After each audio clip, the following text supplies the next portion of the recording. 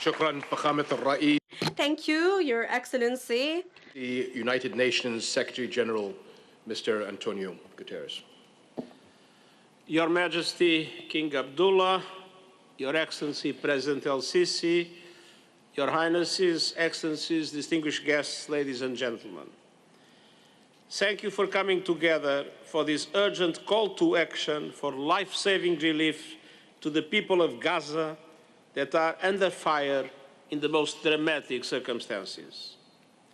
It's now 8 months since the horrific Hamas terror attacks on 7 October and the abduction of Israeli men, women and children to Gaza. But 8 months of relentless suffering for Palestinian civilians in Gaza. The speed and scale of the carnage and killing in Gaza is beyond anything in my ears as Secretary General.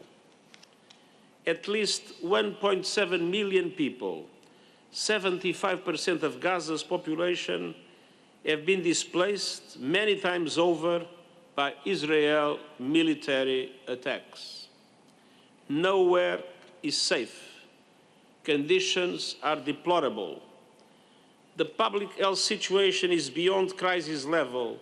Gaza's hospitals lie in ruins. Medical supplies and fuel are scarce or non-existent. More than 1 million Palestinians in Gaza do not have enough clean drinking water and face desperate levels of hunger. Over 50,000 children require treatment for acute malnutrition. And despite the ocean of needs, at least half of all humanitarian aid missions are denied access, impeded, or cancelled due to operational or security reasons. On top of all these, since the attack on the Rafah border crossing 1 month ago, the flow of critical humanitarian assistance to the people of Gaza, which was already woefully inadequate, has plummeted by 2/3. Excellencies, in the face of this calamity, the world has tried its best to save lives. And I want to express my gratitude to Egypt and Jordan for all their efforts. Your Majesty, through you, allow me to thank the people of Jordan for the relief provided, including through aid convoys, airdrops, and field hospitals. We all appreciate immensely your personal commitment to mobilize the international community and your persistent call for a robust coordination mechanism for the unimpeded and safe flow of sufficient aid to the people of Gaza. I urge the international community to support Jordan's efforts as it undertakes its critical role assisting the people of Gaza and serving as a key regional humanitarian hub. President El-Sisi, I also want to commend your critical leadership and that of the government and people of Egypt, not only in supporting humanitarian relief to the people of Gaza in so many ways, but also for your pivotal role in seeking an end to this tragic conflict and building a foundation for sustainable peace. And of course, we all salute the brave humanitarians in Gaza working in nightmare conditions to stem the suffering. Our Palestinian humanitarian colleagues in particular are working against enormous obstacles and near impossible conditions.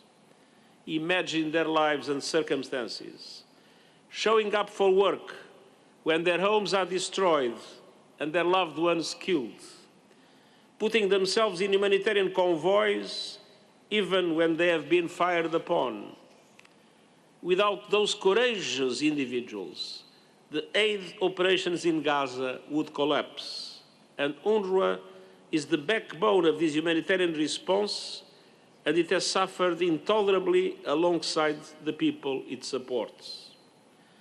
I express my deepest condolences to the families and friends of the 193 UNRWA staff members who have been killed. There must be full accountability for each and every one of these deaths. Attacks on UN personnel and premises are unacceptable. Excellencies, the horror must stop. It's high time for a ceasefire, along with the unconditional release of hostages. I welcome the peace initiative recently outlined by President Biden and urge all parties to seize this opportunity and come to an agreement. And I call on all parties to respect their obligations under international humanitarian law. This includes facilitating the delivery of humanitarian aid both into and inside Gaza, as they have committed. All available routes into Gaza must be operational, and the land routes are absolutely crucial.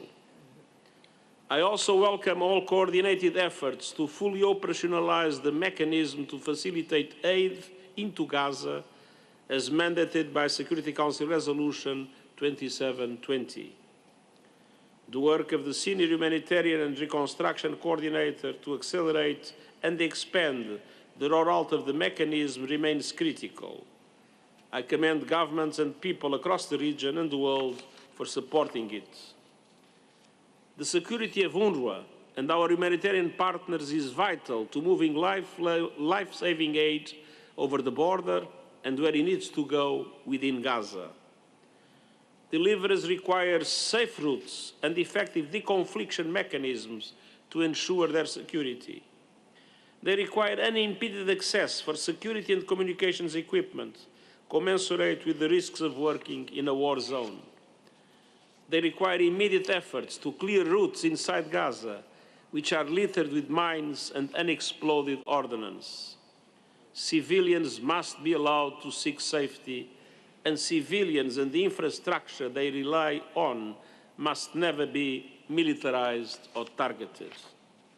Excellencies, I also call for the world to stand united to safeguard UNRWA in the face of outrageous and relentless attacks. UNRWA's role will remain critical not only during the conflict, but afterwards.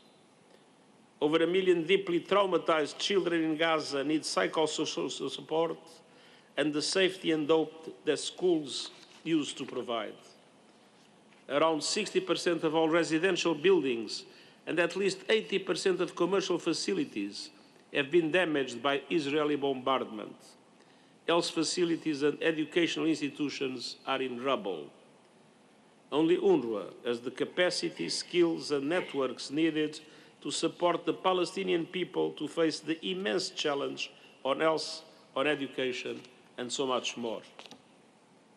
Excellencies, ultimately the solution to the humanitarian crisis in Gaza is political. The only way forward is through a political solution that opens a path to sustained peace based on two states, Palestine and Israel, living side by side in peace and security on the basis of the pre-97 lines and the relevant United Nations resolutions, previous agreements and international law, with Jerusalem as capital of both states. Let us keep working to make that a reality as we work to answer today's call to action for Palestinians in Gaza in such profound and immediate need, and I thank you.